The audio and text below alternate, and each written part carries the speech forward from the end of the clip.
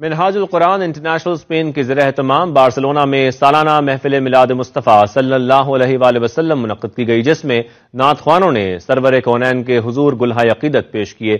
محفل میلاد میں علامہ محمد نعیم اللہ چشتی اور علامہ عبد الرشید شریفی نے سیرت النبی صلی اللہ علیہ وآلہ وسلم پر روشنی ڈالی۔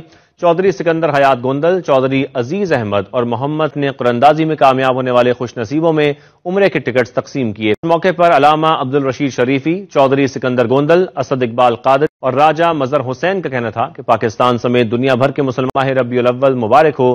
اللہ تعالیٰ اس ماہ مبارک کے صدقان کو استحکام نصیب فرمائے۔ مسلمہ کو بالعموم بالخصوص پاکستانیوں کو جہاں دنیا بھر میں وہ بستے ہیں، انہیں میلاد النبی صلی اللہ علیہ وسلم کے ماہ مبارکہ کی مبارک ہو۔ اللہ تعالیٰ اس ماہ مبارکہ کے صدقے میں عالم اسلام اور بالخصوص پاکستان پر اپنا خصوصی کرم فرمائے، اندرونی اور بیرونی استحکام نصیب فرمائے۔ اللہ ان خوشیوں کو دوام اور ہمیشگی عطا فرمائے۔